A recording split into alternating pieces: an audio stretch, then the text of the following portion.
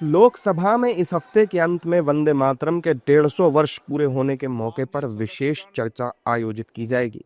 प्रधानमंत्री नरेंद्र मोदी भी इस चर्चा में हिस्सा ले सकते हैं। इसके लिए 10 घंटे का समय निर्धारित किया गया है।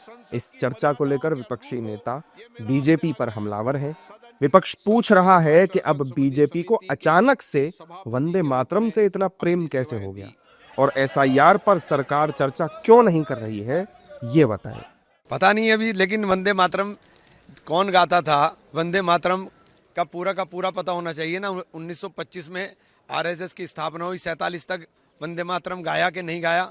और जब वंदे मातरम गा करके आज़ादी के मतवाले सड़क पर चलते थे और लाठी खाते थे और जेल जाते थे, वो तो कांग्रेस ही थे। तो उनसे पूछिए ना, तो उनको बताना पड़ेगा ना कि आज वंदे मातरम से इतना प्रेम कल क्यों नहीं था। देखिए, सदन में वंदे भारत पे चर्चा होगी, बहुत अच्छी बात है, लेकिन ये नहीं बता रहे हैं ये कि एसआईआर पर कब चर्चा होगी, जिसकी वजह से लगातार बीएलओस को आत्महत्या करनी पड़ रही है।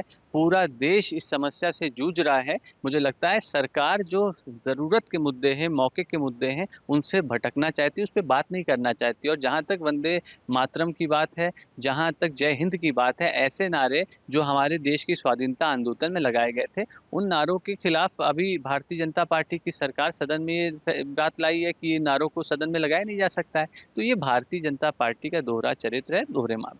वहीं बीजेपी वंदे मातरम के 150 साल पूरे होने पर इसे भारत के लिए गौरवशाली पल बता रही है। देखिए, ये बहुत ही गौरवशाली क्षण है।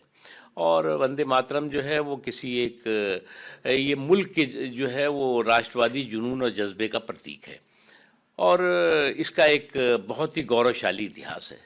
तो अब ये गौरव का क्षण है। सभी पार्टियों को, सभी लोगों को, पूरे देशवासियों को इस क्षण को जो है वो गौरव के साथ जो है देखना चाहिए। जानकारी के मुताबिक इस चर्चा के दौरान सदस्यों को स्वतंत्रता आंदोलन में इस देशभक्ति गीत की भूमिका और इसकी समकालीन प्रासंगिकता के अलावा भारत की सांस्कृतिक विरासत के पहलुओं पर चर्चा करने का अवसर मिलेगा।